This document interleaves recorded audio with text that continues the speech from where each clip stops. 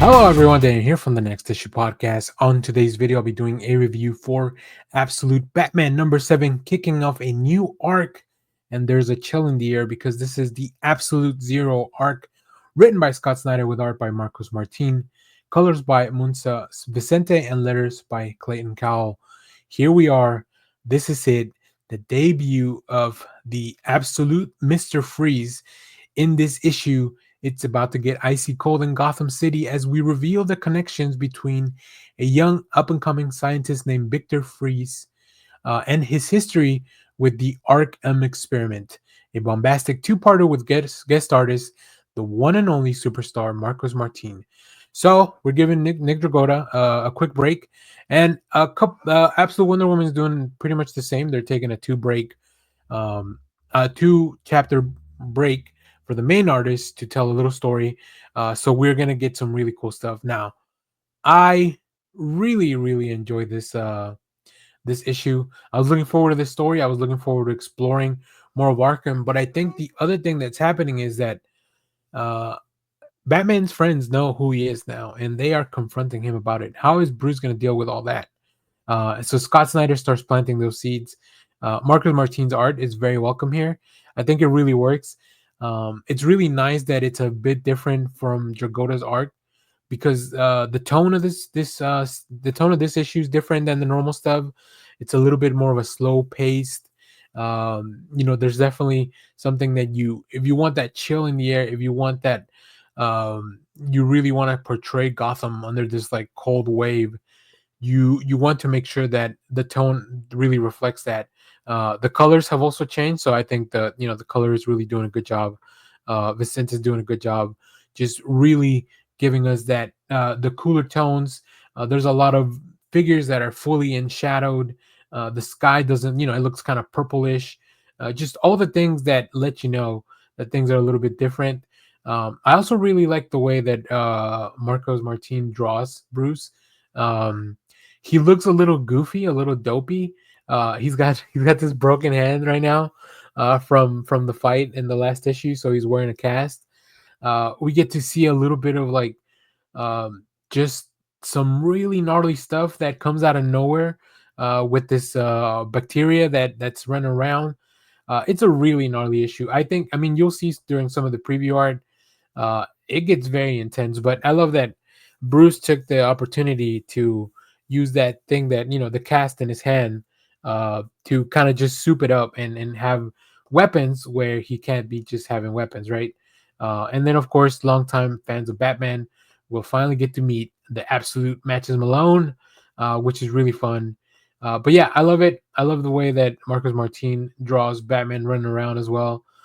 It definitely feels and looks different than Dragota's art, but I don't mind that. I appreciate the difference because it's really good to delineate where you're taking a break, where a different arc starts. I think it just makes it for a better reading experience when you can kind of feel those things in the art as well. Either way, make sure to pick this up. You don't want to miss out on the first appearance of Victor Freeze in this new Earth. So, if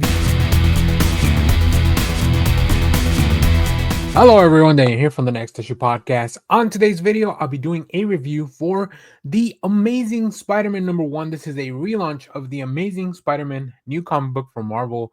And am I about to start reading The Amazing Spider-Man again? This was a great relaunch of the series. This is written by Joe Kelly with art by Pepe Larraz. Pepe Larraz has a lot to do with me really enjoying this book. Colors by Marte Gracia, letters by Joe Caramagna.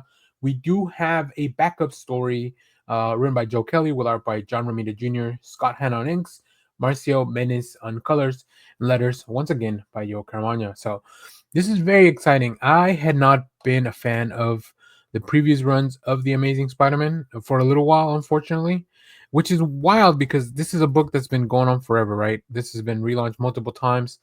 And I mean, it's a book that I just really want to like and enjoy. I do love seeing online. There's a little bit of a mostly positive vibe for this one. In this issue, alive and thwipping, the next era of Amazing Spider-Man has arrived. Peter is shockingly without a job and looking for gainful employment, but his job search is interrupted by a rampaging rhino who is but at the tip of a sinister iceberg. What mayor Spider-Man villain is working behind the scenes weaponizing other Spider-Man villains, including one we haven't seen in over 7 years? Also, what is that goblin-free Norman Osborn up to anyway? So, this obviously comes on the heels of the 8 deaths of Spider-Man. I don't really know. I didn't read that. I don't know what happened. Let me know in the comments if you read it, if you enjoyed it. I started checking it out, and then I kind of realized very quickly that it wasn't for me. But this is the type of storytelling that I want to see in Spider-Man, where it's like there's not super convoluted, right? There were some things with Mary Jane and the Paul relationship that was kind of weird in the last run, and just so much Spider-Man being in so many pull in so many directions. But this one, very straightforward. Joe Kelly brings everything kind of back to the roots of what this Spider-Man now should be. We see Peter looking for work. In the meanwhile, he's trying to stop villains, right? He's trying to, in between interviews, he goes in and has run-ins with different villains. Ultimately, once he does find the job, we get to see him interact with the Rhino. But the Rhino is just it's just the tip of the iceberg, like the synopsis said. Um, Pepe Larraz is an amazing artist. He was probably one of my favorite X-Men artists recently.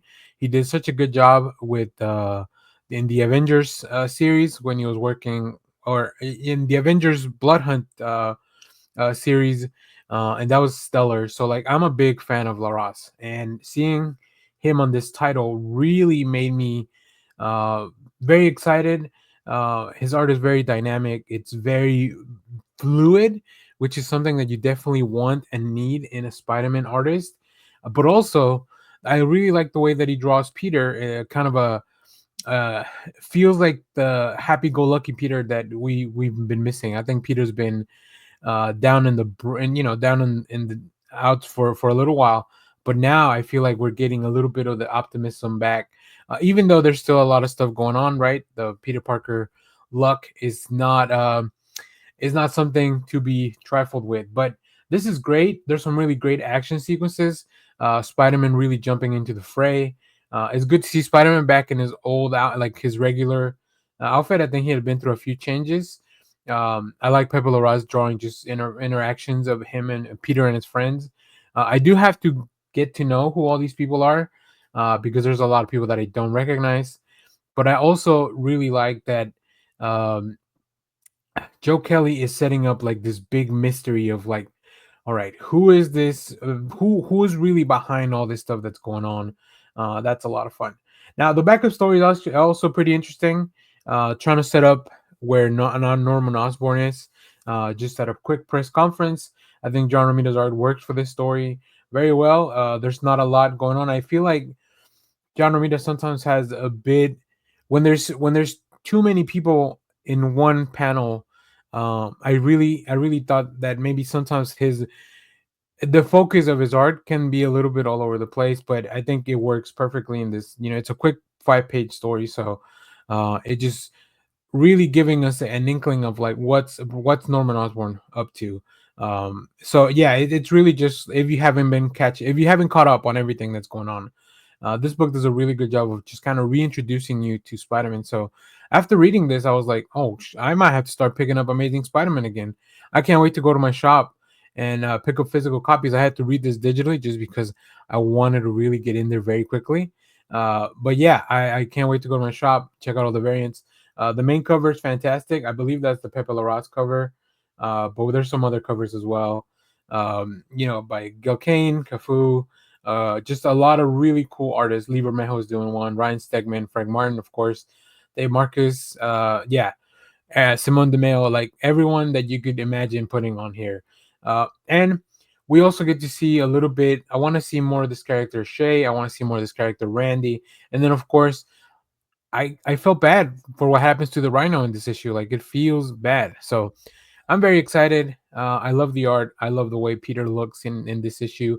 I love the way Spider-Man looks in this issue. So I might be back on board. I'll definitely have to check out the next issue. I'll tell you, Marvel has at least sold me on another issue of Spider-Man for the Amazing Spider-Man. So Hello everyone, Dan here from the Next Issue Podcast. On today's video, we'll be doing a review for Transformers number 19. This is a new issue from the Energon universe from Image Skybound. This is written by Daniel Warren Johnson with artist Ludo Lullaby, Adriano Lucas on colors, letters by Rosewood. And so we have a different artist here because in this issue, we're going to explore what happened to Megatron. The story that every fan has demanded begins right here. That's right. Now that Megatron is back in the main series, we have to explore how did we even get here. And I really like that we've been bringing in like different artists to kind of focus on different characters. You know, Starscream, we had a Jorge Corona, and then we had some flashback sequences with a different artist.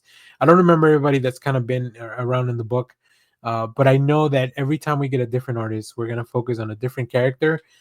I also think that Daniel Warren Johnson really loves to write the Decepticons because I feel like they've been getting a lot of the spotlight. And I get it. It's, following around the bad guys, it's a little bit more interesting, I think, sometimes than following around the good guys because we know that the good guys, even though they've gone through hardship, they are steering in the right direction. But like books like this, or if you watch the animated movie from last year for the Transformers one, you know that sometimes these villains have a bit of a tragic origin and they go through like some really tough hardships, and that's what makes them the villains who they are. Now, Megatron is a badass, and this book really just confirms that he's always been a badass. I love that Daniel Warren Johnson is using a full issue just to really put him over, right? Putting somebody over is kind of like it's a bit of a wrestling term, but we know that Daniel Warren Johnson is a big wrestling fan, and how best to introduce this badass fighter in Megatron, the leader of the Decepticons, the man who, the robot who is going to be our main antagonist probably for the remaining of Daniel Warren Johnson's arc, than to just show him conquer these trials, become become the gun that he is, right? Like just everything that happens to Megatron in this issue, it's very much to make him feel like a real badass, and I think it really works. I really enjoyed it, even though it's goofy and crazy and bombastic in a lot of ways. But it really all is driven by Lillaby's art, and I hope I'm saying that correctly. I've never heard this artist's name pronounced out loud. Uh, but yeah, I love it. The moves are dynamic. Megatron's design is a little bit different than what we know because he's not fully the Decepticon that we know from there. He transforms into something different, but every time he's doing these trials, he's just kicking ass, taking names, and never backing down. Can they break Megatron? That's what this issue is all about. And who is they, and why are they doing this? And how does this lead us back to the Megatron that we're seeing in the main series? All this stuff, really cool, really interesting stuff. Fantastic main cover by Daniel Warren Johnson. And then there's also some really cool variant covers. I'm going to have a tough time. I'm going to have a tough time picking from these. So if you're reading Transformers and you read this issue, let me know what you thought about it down in the comments. As Hello everyone, Dan here from the Next Issue Podcast. On today's video, I'll be doing a review for Action Comics 1085. This is a new book from DC Comics. This is the beginning of a two-part story as part of the Superman Superstars. And we do have superstars in this issue. This is written by Jewel Wilson, with art by Gavin Gaudry, colors by Trish Mobile, letters by Dave Sharp. Now, if you haven't been reading Wilson's Poison Ivy, you are missing out. So I definitely recommend you check this out. Now, in this, as we conclude the Superman Superstars, this is a two-part story where we know that knowing that Clark Kent needs a break from the expectations and pressures of Metropolis, Lois sends Clark to the Arctic to investigate a new technology that promises to halt global warming. But when Clark arrives, he discovers that the scientific outpost has been plagued by a villain hoping to melt humanity's hopes for survival. Sounds like a job for Superman. How convenient that Superman shows up in the Arctic just when you need him. But I love this book. I really enjoy the story. This is the type of stories from Superman that I just really love reading. I wish I had both issues to read because I think it's probably going to be just a really quick, two-part and done. Like this, I would have loved to have read this all at the same time, but I wanted to make sure to do a review so that people know that this is really good and you should pick it up.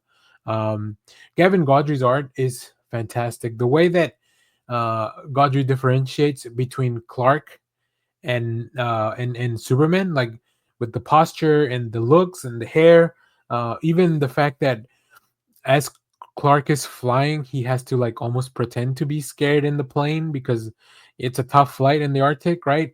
But obviously, like it's Superman, like he's not scared. Maybe he's scared for the pilot in case something happens and he has to step into action. Um, but Godry and Moville get to draw and color like these polar bears that have this really cool technologic things attached to them that makes them even more dangerous.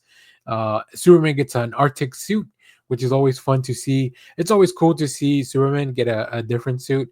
And it makes sense because why would he be running around in the blue and red in the Arctic where it's like just would really call out the attention, where he can just wear a white suit, then and trying to blend in with the environment. And then, of course, we have the big reveal of like who really is behind all this. It's I don't know this villain. I feel like it's somebody that's coming from Superman's past. And I would love, love, love to hear how G. Willow Wilson kind of came up with this, or was this part of the pitch? Either way, it's a bombastic villain, and once you see him, and that once you see the villain in that page, you're gonna be like, "What is happening?" This story went from like a pretty kind of chill, serious tone to just really bombastic Superman stuff. So I'm very excited to see how this ends. I'll probably talk about the next issue as well whenever it comes out, in a few weeks. So make sure to stay tuned and come back for that. Hello, everyone. Daniel here from the Next Issue Podcast. On today's video, I'll be doing a review for The Ultimates number 11. This is a new book from Marvel Comics from the Ultimates line, from the Ultimate Marvel line. This book is written by Dennis Camp with art by Juan Frigeri, colors by Federico Buli, letters by Travis Lanham. Very cool cover by D.K. Rowan and Neeraj Menon. In this issue, we have The War for Asgard. A new hero approaches. Time to topple down another one of the Maker's dominoes. Removing Loki from his seat of power in Asgard, Thor, Sif, and She-Hulk journey into mystery for blood, for glory, and for rebellion, and discover a surprising new ally.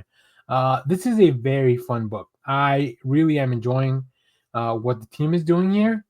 I think that we have a little bit of a mystery of like, what does this world look like when it's redone by the maker, right? So we get to see pretty much across, maybe not all 9 realms, but a lot of the realms that we're very used to seeing. We go Nidavellir, Jotunheim, like all of these places that we know what they should look like, but what has the maker changed them into? Also, we get to see Loki, which is always fun. I love his interactions. I love the team up of Thor and Lady Sif. And I think Juan Frigeri is something that he nails very well. Not only are we drawing a lot of big scenes with a lot of different characters, just so many cool designs, and just putting his own twist on the Asgardian mythology, right? The Tree of Life, all the realms that we visit, the creatures that we know what they should look like, juxtaposed with some of the things that the maker has left behind to kind of combine it into his own new reality.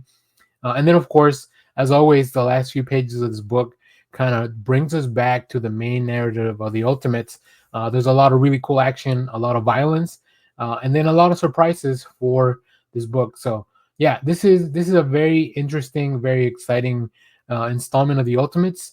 The maker is coming. We are a few months away only. We're 7 months away after the end of this book. And there are a lot of things that the Ultimates still have to deal with, including making sure that Tony can come back and help. But if they can get help from a different ally, maybe that would be for the best. Unusual partners, I think, in this book. So yeah, really cool stuff. I love the Ultimate series. It is such a fun time to get to see all these characters do all their crazy stuff, but still have interesting things to say about why the maker would change the world into the way that he did. So yeah. Hello everyone, Daniel here from the Next Issue Podcast. On today's video, I'll be doing a review for Vatican City #1. This is a new book from Dark Horse Comics out of the Miller World imprint. So that should tell you who's working on this. This is written by Mark Miller, with art, colors, and letters by Perp Berg, which is what a really cool thing to just have one creator here. Something that I find very interesting is um, Mark Miller has this, obviously working with Netflix, right? So like all these books could very much very quickly move onto a series or a movie or something like that. So let me give you the synopsis because it's pretty bonkers, pretty violent. Of course, if you've been reading Mark Millar stuff in the past, you know that this is going to be pretty edgy, pretty gruesome, and sometimes very gnarly. So, in this book, the world has been overrun by a vampire apocalypse. Every man, woman, and child dead except for the 2,000 tourists safe behind the walls on the holy relics of Vatican City. But as the vampires gather in millions outside, how can they hold out? Because the monsters can wait forever. Yeah, I mean, what a messed up idea. And the book very quickly escalates, right? The few pages that you'll see on the preview for this book are just America falling to this vampire threat. I think Berg has a really interesting design for the vampires. I don't know how much of this is from Miller's influence and how much of this is just Berg designing a new look for vampires. I think the idea that the Vatican City is this holy ground that the vampires can't really enter presents an interesting twist and challenge. But of course, vampires can find their way around that, right? They can use familiars or people that they are blackmailing. They have control pretty much over everything in the world. So, also how long can the people inside the Vatican City hold out? And then also, why do the vampires want to get in there other than maybe to get those people? So yeah, this book is super violent. Like I said, very quick paced. I think Berg's art is something that I really appreciate. I love the character designs on this. Like I mentioned, the vampires. We meet one of our main characters who feels like the protagonist to me, a person that wanted to join the Swiss Army in the Vatican. But is there more to this individual? And then also, like I mentioned, there's a mystery of why do the vampires want to get in there, and are all the people in Vatican City are they safe, or are they, you know, are they should they be wary of anyone around them that could be working with the vampires? Yeah, pretty gnarly stuff. I like it. I like it a lot. It's a really interesting premise, really cool pitch, a great way to kick off a new #1. This is about 40 pages, so it's a little bit oversized. So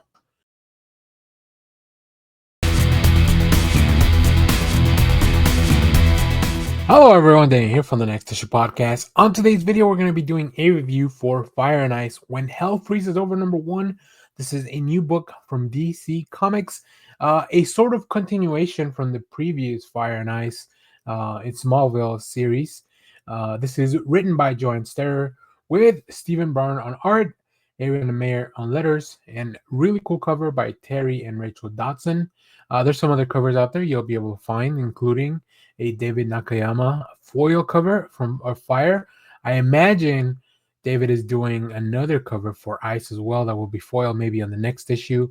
Yeah, some really interesting stuff. So, in this book, spinning out of the pages of the Absolute Power and DC All In Special, in the pages of DC's Absolute Power event, Fire and Ice finally achieved what Fire always wanted. The dynamic duo made a glorious return to the ranks of the Justice League and during a major world crisis, no less.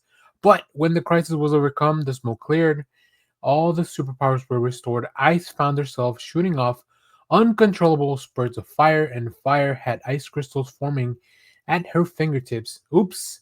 With their power switch and no solution in sight, Fire and Ice tuck their tail and regroup in Smallville, where they realize their predicament makes them something worse than has been heroes. It makes them menaces to the local community they've come to love. But Fire's always got a plan, no matter how short sighted. When she goes digging around Satana's old bag of tricks for a quick fix in the middle of karaoke night, what could possibly go wrong? Aside from, everything again. Fire and Ice, Welcome to Smallville. Writer John Sterrer teams up with fan favorite Stephen Barn, returning Fire and Ice to Kansas for another ranches romp full of heart and humor in the midst of their own personal hell. So I wanted to check this out. I checked out the original series as well, and I enjoyed the first issue, but I never kept reading. It didn't make it to the top of my pile again. But now that this book's come out, I'm waiting to kind of check that out. It's really interesting that their powers are kind of mixed up, right? I think that's really fun. It's a really fun dynamic, and the book has a lot of twists and turns. I think one thing that really stands out is Barnes' art to me. Just the characters look so cool. Everybody looks very chill. It's a book that feels like it has very low stakes, but once you start, the things start snowballing and things start happening, I think you'll find a lot of fun in this one. I'm gonna probably wait for the trade on this and maybe just read both collections all together. I don't know how much this will reference the previous run, but to me, this first issue felt pretty well as a standalone thing. Now, unfortunately, there's so much that I'm reading that, yeah, this just kind of fell through. But this book is funny. I think I like the comedic aspects of it a lot. And then, of course, we have a really fun kind of twist at the end of the book, which really is going to set up the whole series. I think that's really the driving force of this. You get to see a lot of very interesting characters. You get to see some returning characters um, from the Smallville series. So yeah, I think if you enjoyed that original Welcome to Smallville Fire and Ice story, this one, when Hell Freezes Over, it's gonna be really fun. And I think the way they're doing this, I would not be surprised if there's a third, maybe like a trilogy, where it kind of closes out their story and restores the character back up to the more normal status quo. So that'll be interesting to see. I haven't read much from this author, but it's definitely something that I like. The quirky characters, I like the little inside jokes. So everything kind of really works out. It's a very well put together comic. There's just so much stuff going on at the moment that whenever I'm told that this is an issue that's going to be like a mini series, sometimes I just prefer to put that in the background until it's all done so I can read it all at once. So if you read Fire and Ice, when Hell Freezes Over, let me know what you thought about it down in the comments. As always, thank you for watching, everyone. Remember to share, like, subscribe, hit the bell so you know when we go live. That is most Saturdays, 10 a.m. Central Standard Time. And stay tuned because we have more comic reviews, trailer reactions, TV recaps, all that fun stuff here in the channel. Thanks for watching, everyone. Bye-bye.